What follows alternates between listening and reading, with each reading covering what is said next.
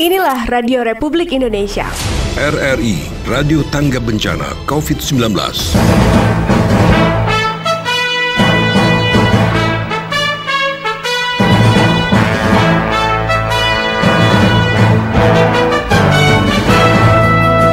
Rote hari ini. Selamat pagi pendengar, Anda mengikuti rangkaian informasi yang terangkum dalam Rote hari ini, edisi Selasa 7 Juli 2020. Dari Rote dan seputaran Nusa Tenggara Timur ada beberapa informasi yang menjadi rangkuman Rote hari ini, di antaranya.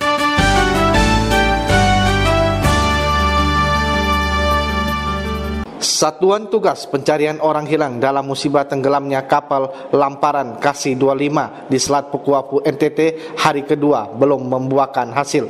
Gebi Hurekmaking menurunkan laporannya. Hingga pukul 12.30 waktu Indonesia Tengah, Senin 6 Juli 2020, 7 orang yang dinyatakan hilang dalam musibah tenggelamnya kapal nelayan Kasih 25 yang membawa 16 penumpang dan 12 ABK dari Tabulolong, Kupang Barat menuju Papela, Rote Timur belum diketemukan setelah tim gabungan pencarian orang hilang melakukan penyisiran lewat laut dan udara. Kepala Basarnas Kupang, Emi Fraser, dihubung RRI menjelaskan pencarian hari kedua menggunakan kapal patroli dan helikopter belum berhasil. Angin kencang dan tinggi gelombang mencapai 3 meter di Selat Pukuafu memaksa tim pencari meninggalkan lokasi, termasuk helikopter harus terbang kembali ke landasan tanpa hasil, sementara kapal laut berlindung di Pulau Semau. Berikut Kepala Basarnas Kupang, Emi Fraser, kepada RRI. Untuk informasi terbaru, sementara hasil masih nihil, upaya pencarian kita melibatkan sektor laut dan sektor udara. Namun hasil hingga pukul 12.30 hasil masih nihil.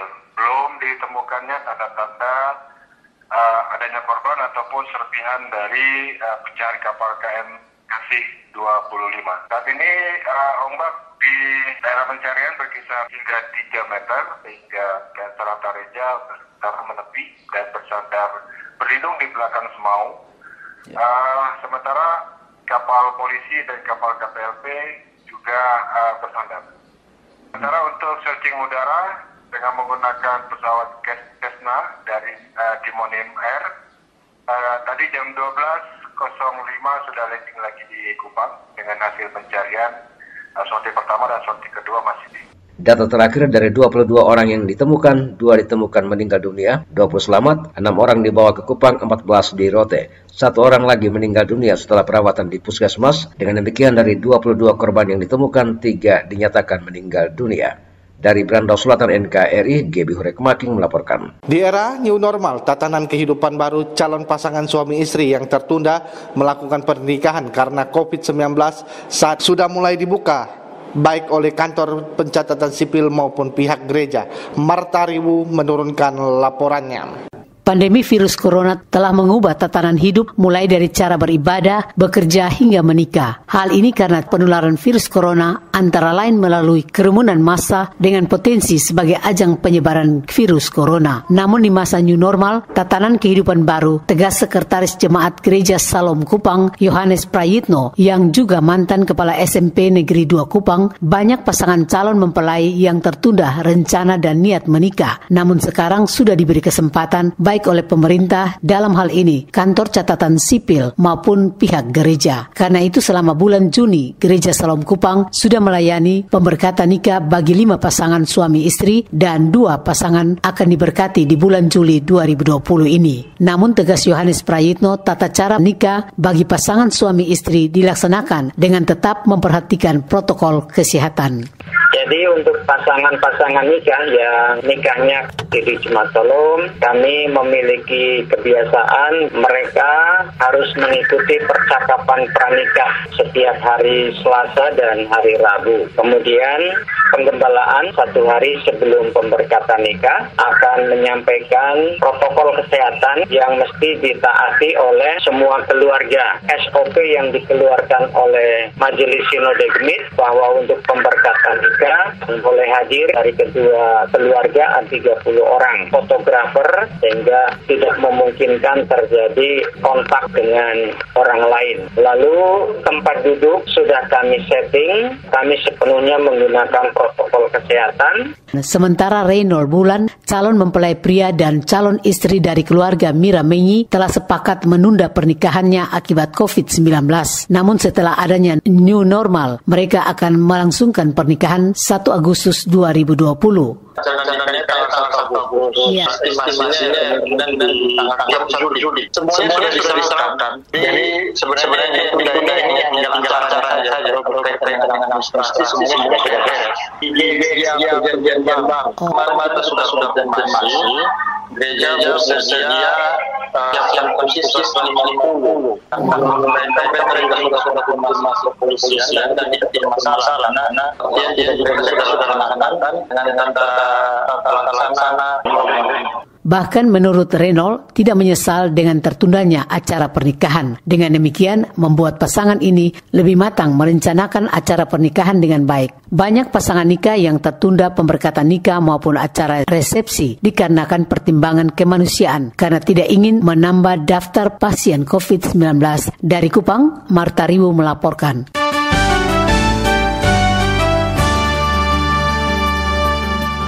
Pemberlakuan tatanan kehidupan baru, Ketua DPRD Kabupaten Alor meminta kepada masyarakat Alor untuk tetap menjalankan protokol kesehatan. Kontributor Haryanti Sanan melaporkan. Implementasi pemberlakuan tatanan kehidupan baru pemerintah Kabupaten Alor rapat koordinasi untuk merumuskan arah kebijakan pemerintah daerah menuju pemberlakuan tatanan kehidupan baru. Ketua DPRD Kabupaten Alor Eni Anggrek kepada RRI mengatakan, sehubungan penerapan tatanan kehidupan baru, khususnya lembaga DPRD Kabupaten Alor sendiri sudah berjalan dengan mengikuti protokol kesehatan yang dianjurkan pemerintah pusat dan provinsi. Terkait hal ini, meminta pemerintah daerah untuk meningkatkan sosialisasi kepada masyarakat sehingga penerapan protokol kesehatan diterapkan secara baik di masyarakat.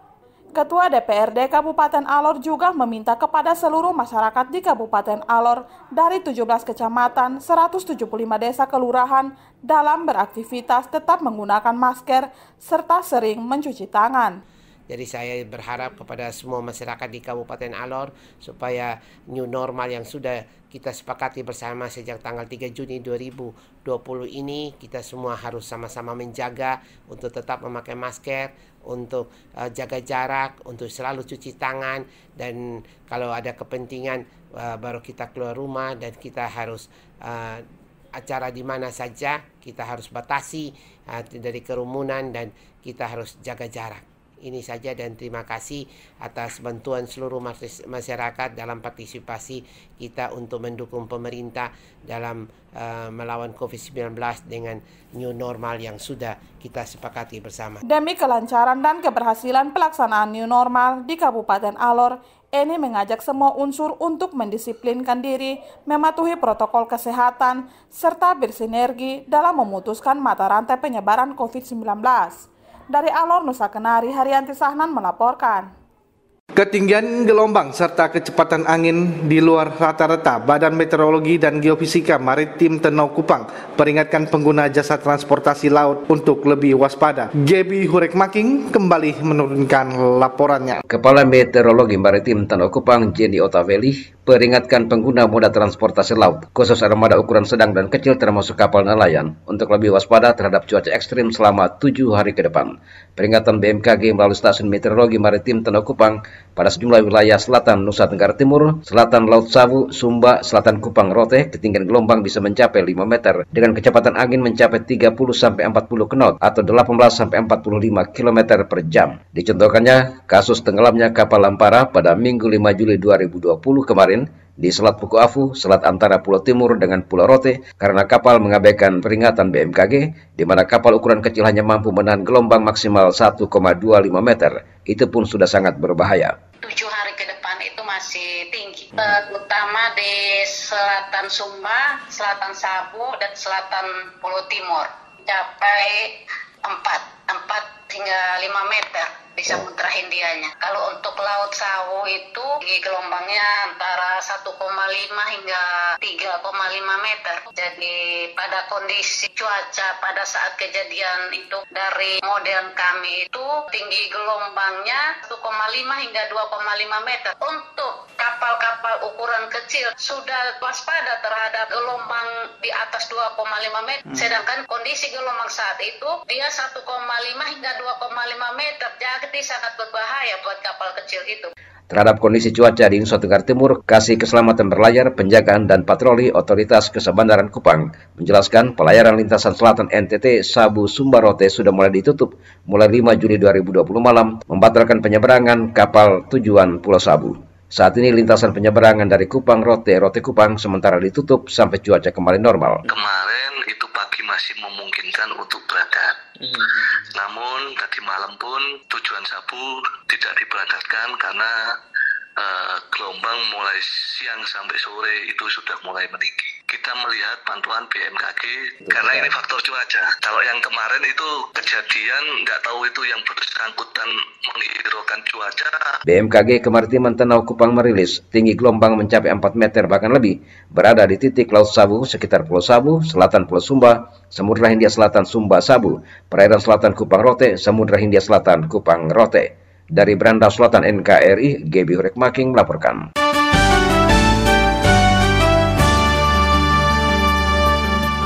Dewan Perwakilan Rakyat Daerah DPRD Kabupaten Ende pada sidang perubahan anggaran nanti akan mengalokasikan anggaran tambahan untuk pengerjaan ruas jalan lintas selatan Kabupaten Ende dari Desa Reka menuju Desa Wolokota, Kecamatan Dona.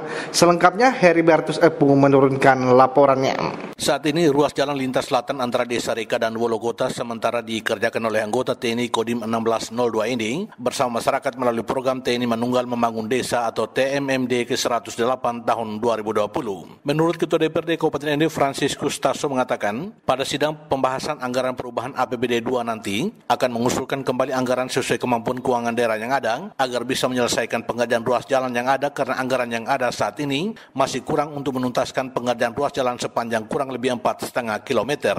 Ia menjelaskan anggaran yang ada saat ini senilai 1,5 miliar belum bisa menuntaskan pengerjaan ruas jalan antara Reka dan Wolokota mengingat medan yang dilalui sangat berat dengan tingkat kemiringan 180 derajat. Dikatakan Feritaso ke depan pihaknya akan terus mendorong pemerintah daerah melalui dinas teknis untuk menuntaskan pengerjaan ruas jalan yang ada karena merupakan ruas jalan alternatif selain 5 ruas jalan paralel yang sudah dikerjakan pemerintahan saat ini. Apa yang mereka lakukan ini untuk kepentingan kita bersama, yang mana kita ketahui bahwa Desa Reka Wolokota ini kan merdeka ini baru sekarang. Apalagi kalau kita pemerintah bersama dengan DPRD menyiapkan anggaran lanjutan untuk tembus sampai dengan Wolokota. Karena ini belum bisa tembus ini. Kita membutuhkan dana 1M lebih. Mudah-mudahan di perubahan ini fiskalnya bisa memungkinkan, kita bisa alokasikan. Franciscus Tasso menambahkan pada saat pembukaan kegiatan TMMD di Desa Reka beberapa waktu lalu, masyarakat di wilayah Desa Reka dan Wolokota Kecamatan Dona Kabupaten Ende meminta pemerintah daerah bersama DPRD agar kembali mengalokasikan anggaran sehingga bisa menuntaskan pengerjaan ruas jalan pesisir selatan Kabupaten Ende, khususnya ruas jalan dari Desa Reka menuju Desa Wolokota yang selama ini sulit diakses melalui jalur darat. RRI Ende Heriapu melaporkan. Pemerintah Kota Kupang diminta hati-hati dalam memberikan kelonggaran kegiatan masyarakat, termasuk pesta pernikahan dan tegas mengawasi penerapan protokol kesehatan. Informasi selengkapnya dilaporkan oleh Adi Adu. Permintaan agar pemerintah Kota Kupang hati-hati dalam memberikan kelonggaran kegiatan masyarakat khususnya acara pesta pernikahan disampaikan oleh Ketua Komisi 1 DPRD Kota Kupang, Juvensius Tukung di Kupang. Ia sependapat dengan pemberian kelonggaran bagi aktivitas masyarakat, namun harus tegas juga dalam pengawasan penerapan protokol kesehatan, sehingga tidak menimbulkan persoalan baru seperti kasus pesta pernikahan di Semarang yang menimbulkan klaster baru penyebaran virus corona. Kalau saya tentu tidak menghalang-halangi atau membatalkan, dan saya minta pemerintah agak tegas dalam bersikap ya, agak hati-hati. Untuk memberikan kelonggaran saya kira ya boleh, tapi harus betul-betul protapnya dijamin, dipastikan itu berjalan apa tidak, sesuai apa tidak. Kasus Semarang itu sudah harus menjadi contoh bagi kita, jangan sampai terjadi di Kota Kupang gitu loh. Jadi saya berharap pemerintah itu mengambil kebijakan itu secara cermat gitu loh. Saya mendukung dalam hal memberi ruang, tapi kan ada pembatasan. Mungkin diberikan hanya kepada pasutri melakukan prosesi di gereja, di masjid misalkan, tapi tidak boleh ada pesta-pesta dulu gitu loh. Artinya apa? Ataupun ada pesta-pesta, ya jumlah 15-30 orang gitu loh, secara tertutup dan lain sebagainya. Tapi juga harus menjamin bahwa protapnya berjalan apa tidak, jaga jarak dan tidak boleh bersalaman. Itu harus dijamin dan saya yakin itu sangat sulit direalisasi. Kepada RRI Kupang, Ketua Komisi 1 DPRD Kota Kupang, Yuvensius Tukung menilai pemerintah belum siap dengan satu sistem pengawasan terpadu yang baik dalam memantau kegiatan masyarakat termasuk di acara pesta pernikahan. Sekarang saya mau nanya ini, pemerintah udah siap belum? Katakanlah dia mengeluarkan kebijakan itu melalui gugus tugas, kemudian pemerintah menunjukkan kesiapannya dengan setiap pesta, pemerintah hadir di situ, termasuk berkoordinasi dengan lintas sektor, termasuk dari pihak keamanan, termasuk dari Pol PP. Tapi kalau sementara yang saya lihat yang dari sisi Komisi 1 bahwa kita koordinasi ke Pol PP aja untuk kaitan persoalan, susah karena apa? Anggarannya tidak ada gitu loh. Alasannya fasilitasnya tidak ada, anggarannya tidak ada. Loh, kalau belum itu siap, tolonglah ini diperhatikan gitu loh, disuplai anggarannya supaya bisa ke situ gitu loh. Kalau tidak ya jangan diberi kelonggaran. Yuven Tukung juga menyatakan memahami kebijakan pemerintah untuk mendorong aktivitas roda perekonomian kembali berjalan, namun ia kembali mengingatkan pentingnya pengawasan penerapan protokol kesehatan di sektor-sektor usaha restoran maupun hotel yang dipakai untuk kegiatan masyarakat termasuk pesta pernikahan. Informasi olahraga. KONI Kota Kupang mencatat seluruh aktivitas olahraga, baik olahraga prestasi maupun olahraga yang sedang dikembangkan di Kota Kupang dinilai tidak berjalan maksimal atau mati suri. Selengkapnya Alotani menurunkan laporan. Kita jujur bahwa selama COVID kurang lebih mulai dari pertengahan Maret sampai dengan Juli sekarang, memang kita aktivitas olahraga itu mati suri. Ketua KONI Kota Kupang melalui Sekretaris Dumuliahi Jami mengungkapkan hal tersebut ketika dimintai tanggapannya terkait perkembangan aktivitas olahraga di Kota Kupang pasca merebaknya pandemi COVID-19 di wilayah Nusa Tenggara Timur sejak Maret 2020. Menurut Dumul Jami, mati surinya aktivitas olahraga di Kota Kupang sejak Maret 2020 karena ada hal penting yang harus ditaati dan dijalankan bersama baik di NTT maupun secara nasional dan dunia, termasuk di Kota Kupang, yakni mentaati protokol kesehatan WHO pasca merebaknya virus corona sebagai bencana nasional. Dumul Jami mengakui walaupun ada aktivitas olahraga, akan tetapi hal tersebut dilakukan secara mandiri oleh masing-masing atlet di rumah dan dipantau oleh pelatih maupun pengurus cabang olahraga.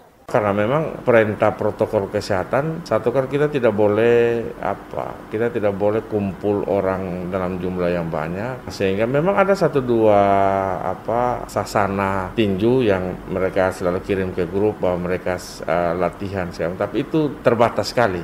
Dumul Jami sangat berharap pada masa tatanan hidup baru sejak 15 Juni 2020, penyebaran virus corona juga semakin teratasi sehingga aktivitas masyarakat termasuk aktivitas masyarakat olahraga segera berjalan normal, termasuk persiapan atlet-atlet asal Kota Kupang yang lolos PON yang saat ini terus terpantau oleh KONI maupun pengurus cabang olahraga Provinsi Nusa Tenggara Timur. Kita memang mengharapkan kalau misalnya dalam 1-2 waktu ini, khusus pemerintah Kota Kupang kan sejak 1 Juli sudah new normal. Semua sudah masuk dengan protokol kesehatan. Kita harapkan dalam 1-2 waktu, karena kita ini kan masih pada zona masih sangat terbatas pergerakannya. Sehingga kalau menurut saya sebagai warga yang baik, kita mengikuti protokol kesehatan sehingga jangan sampai kita melakukan perlawanan terhadap protokol kesehatan terus jadinya lebih fatal. Dan memang untuk olahraga memang kita belum ada kegiatan apa-apa. Sekretaris KONI Kota Kupang Dumul Jami juga menuturkan bahwa salah satu agenda penting KONI Kota Kupang pada tahun 2020 adalah mendukung persiapan atlet-atlet PON NTT asal Kota Kupang. Akan tetapi agenda tersebut menurut Dumul Jami tidak berjalan maksimal karena pandemi COVID-19. Pihaknya berharap berlakunya masa new normal atau tatanan hidup baru saat ini, seluruh aktivitas olahraga kembali berjalan lancar dengan tetap memperhatikan protokol kesehatan pemerintah. RRI Kupang, Alotani melaporkan.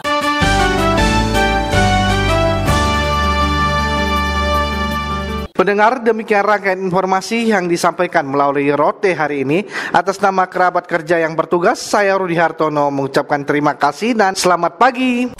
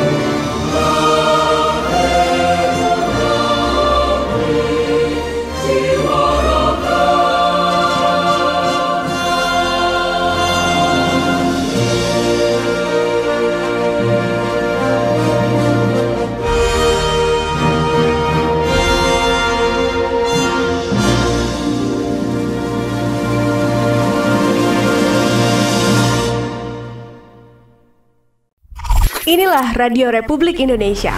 RRI, Radio Tangga Bencana COVID-19.